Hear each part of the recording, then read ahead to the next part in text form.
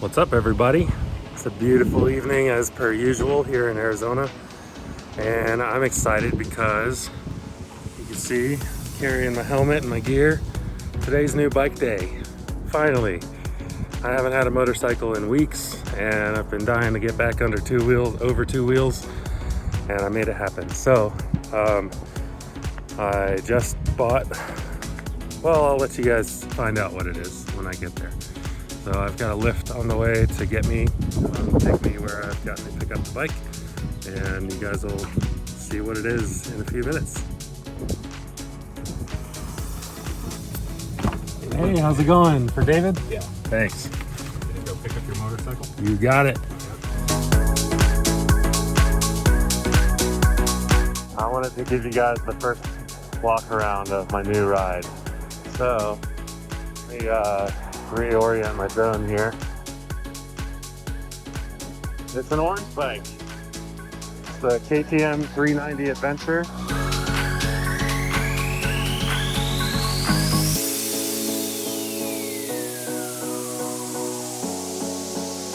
Yeah, it's a brand new, but it's a 2024 model. And so I got a sick deal at the dealership here. I got it out the door for way under MSRP, so I am very pleased. Yes, it's true. There's a brand new 390 Adventure R that's available now for 2025 or 2026 maybe.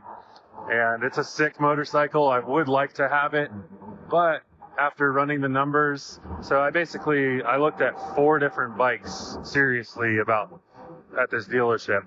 And after running all those numbers, this one came in by far at the cheapest. I was also looking at the newest version of the 390 Adventure X, which is kind of the more street-oriented Adventure 390 that they have. That was the next step up. And then the following step was the 390 Adventure R, which was a sick bike. I really wanted it, but when it came down to like out the door pricing plus the financing fees, I would be paying like $10,000 to $11,000 for that little 390. And I also considered a 690 Enduro R, which is a bike that I would still like to own at some point. And I probably will at some point, but not this time. I stuck with the 390. I stuck with the brand new, with the warranty. This bike has 2 miles on it. It's never really been ridden, except the dealer, I think, probably took it on a little drive around the parking lot to make sure it was running right before they gave it to me. But yeah, she's my new whip. I'm pumped. Getting all geared up. Look at that beautiful sky and the sunset. I love it out here at night, or in these early evenings when the sun's going down over the mountains. It's like this every day, just about. So I've just plotted out a little route home off highway. We'll go along next to the highway for a while and then cut back into the desert a little bit. I've never ridden this bike before, so bear with me here while I get a little bit acquainted. And neutral. Starts right up. No problem. These mirrors are notoriously terrible. I will probably be upgrading them at some point. I guess I don't have 4-way flashers on this bike. Oh well. Alright, let's see where this clutch engagement wants to be. It's a little... Oh, that's pretty close to where I want it. Let's see, we're on...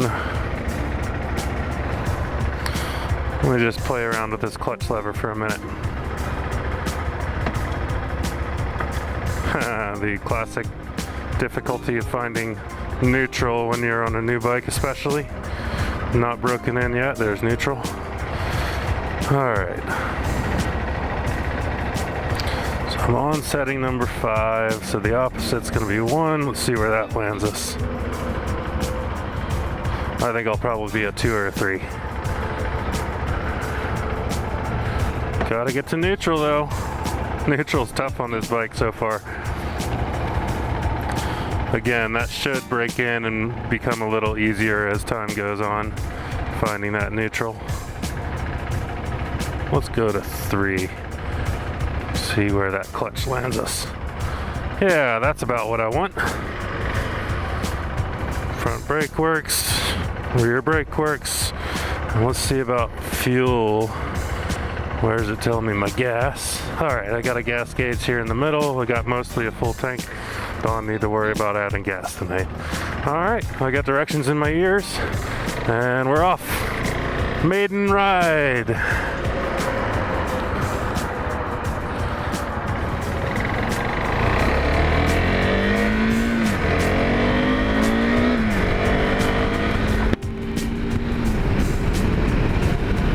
I won't be doing any like thrashing on the motorcycle tonight.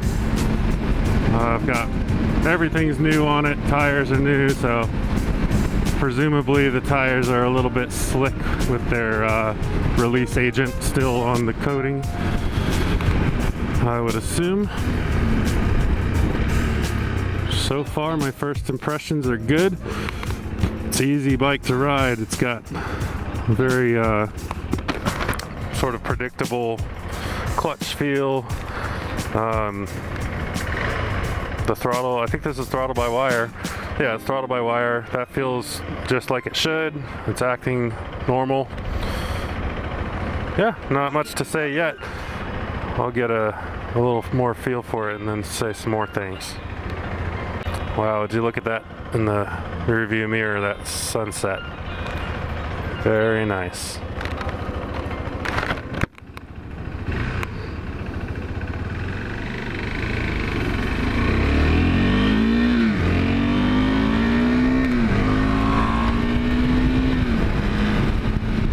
Got some pretty good acceleration. I wasn't thrashing it there, but it got up and went just fine ahead of traffic, no problem. I'll tell you, there's only a few things on motorcycles where the modern amenities really got me and I like them. Most of the time I could take it or leave it as far as technology on a motorcycle, but the basics that I love include the gear position indicator. Having that is so nice. I don't know why it makes such a difference to me, but I like it a lot. And a lot of bikes have that these days, so it's nice. Some of the things I'm curious about are if it remembers the ride modes that I set up or the ABS settings after I turn the bike off and back on again. I really hope that it memorizes the last position. But if I recall, I feel like I've read and heard some things about it not doing that. This is a 2024 model, so it's been around for several years, and maybe they fixed some of that updating in the software. I'm not like updates. I'm not sure, so we'll find that out.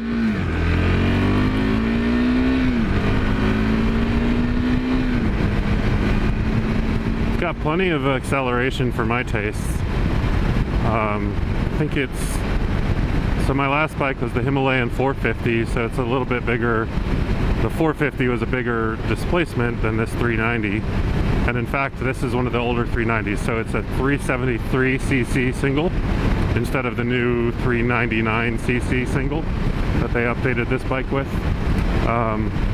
That being said, it's at least 40, maybe 45 pounds lighter than the Himalayan is.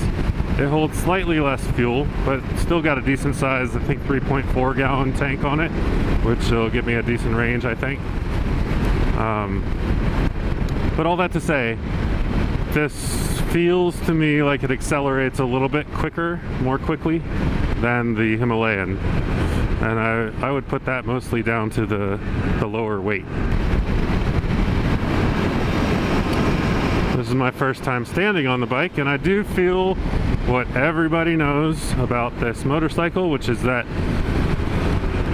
the frame is derived very little changes from the Duke 390, which is a street motorcycle with 17-inch wheels, and they've kind of adapted it for this taller suspension, bigger wheel version. So I think this has a 19 front, 17 rear, and in the process they've changed the geometry of sort of what is level when you're on the bike.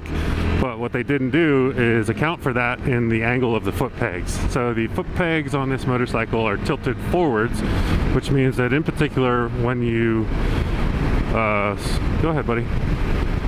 In particular, whenever you stand up on the motorcycle, if you're going to ride off-road and you need to stand, you're basically standing on the edge of a foot peg. Oh, we're going left here.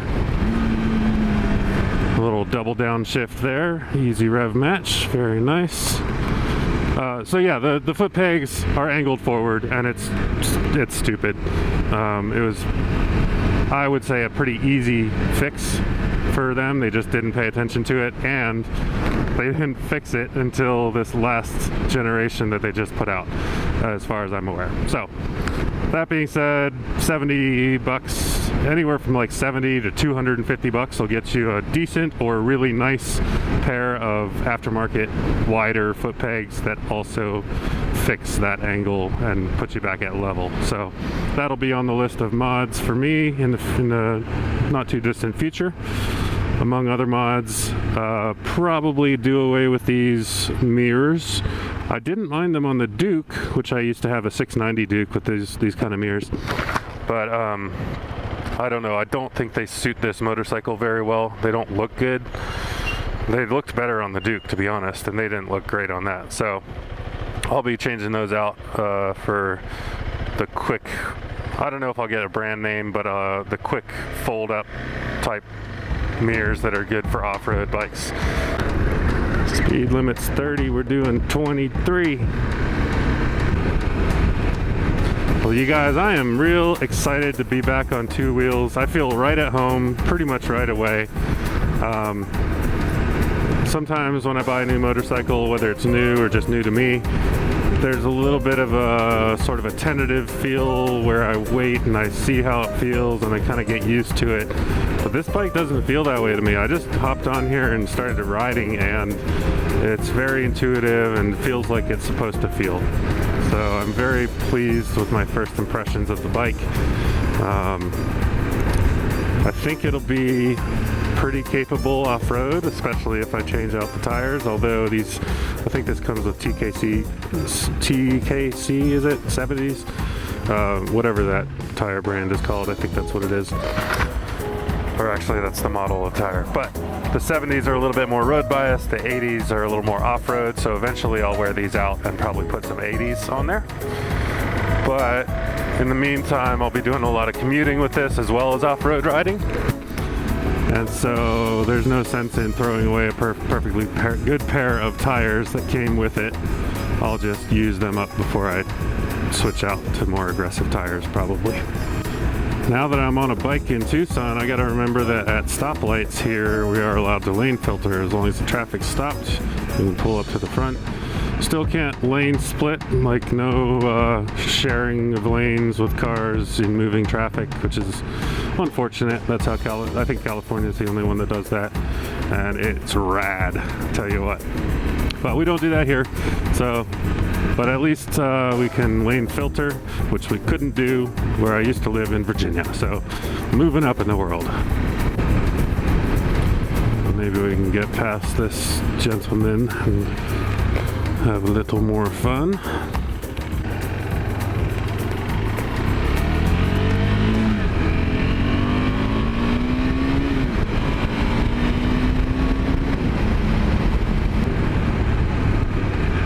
I'm using the rear brake here just to get a feel for it. If I'm not mistaken, if my memory serves, I feel like the Himalayan had a very sensitive rear brake. It was easy to lock up the rear tire. This one feels like you gotta throw it a lot further before it starts braking hard, which might not sound like a good thing, but for my style, I think that's gonna suit me well, because I really like to use the rear brake in small modulations during like slow maneuvering, and dragging that rear brake to kind of draw the wheelbase a little bit longer and make everything feel a little more stable. And having a really sensitive rear brake means it's harder for me to do that, whereas this brake feels pretty forgiving. At least the rear does, and that's what I don't want. That in the front, I want that in the rear. So we'll see about the front brake here and the next opportunity, see how that feels. And even with the brakes, nothing's bedded in yet, so they're gonna get better once I ride it a little bit. This bike does have ABS and it is switchable to some extent, although I understand you may not be able to turn it completely off without just removing the fuse. But we'll explore that another day, not tonight. It's a pretty quiet motorcycle with the stock exhaust. I tend to like that. I don't really like loud exhausts very much, especially on a travel bike, something that you could be on all day. That being said, if I found a good deal on like a used Acro pipe or something like that, it would be tempting just for the nice sound. But yeah, I'm happy with the quiet bike. It's all good. Those people with like loud pipes save lives stickers really crack me up. There might be something to it, but I don't really buy into that. I say being vigilant and keeping your head on a swivel and improving your riding skills saves lives more than loud pipes. Just my opinion. Oh, I forgot to test out my front brake test there. We'll get that later. I mean, I was using my front and my rear brake just a normal stop, but I would like to do a more aggressive stop to see what it feels like. My knees are bent just a little tighter than I would have liked. I will likely be putting a sheepskin on this bike seat. I do that on most of my bikes, and that'll add a little bit of height, but I'd definitely consider looking into like a tall rally seat if they make one. I think they might.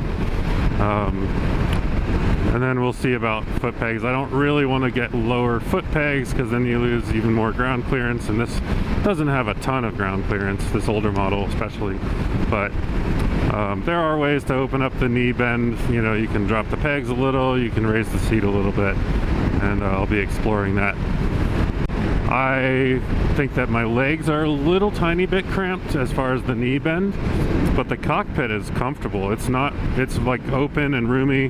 The tank's not all up in my business. It feels good. It's a nice place to sit. The seat is hard. Everybody knows that about KTM. Hard seats for sure.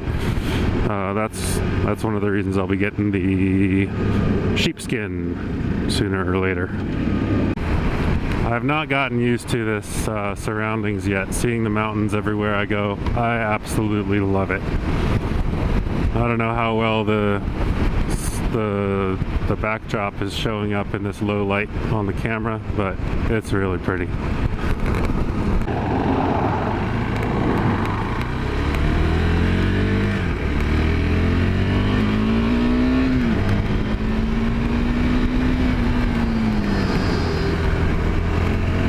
That was not full braking, I was just getting a feel for it, but it feels okay. I think it also feels like the brakes need to bed in before they'll really start biting on that initial bite.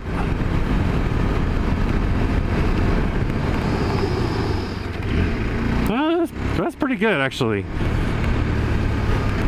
So I'm just about home. We're about to have the moment of truth, and that is, can I fit the motorcycle in the same parking spot as my car? And I think the answer is going to be an easy yes, but we're about to find out. I haven't really gotten to explore nighttime riding with this out in the desert, but so far I'm pretty impressed with the headlights. They're good. Are you backing in or are you going straight?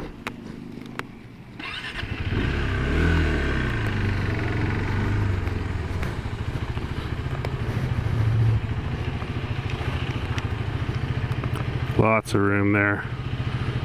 And I found neutral. So that's it, guys. New whip. I think first order of business as far as quote-unquote mods, it's going to be a solid, nice quality chain and lock. I've had a few bikes stolen over the years and it is no fun at all. So anyway, y'all, thank you for joining me on this new bike day, and I can't wait to share more motorcycle related content with you now that I got two wheels back under me. And I guess I'm going to call it an evening. Thank you guys for joining. I will see you on the next one. Bye.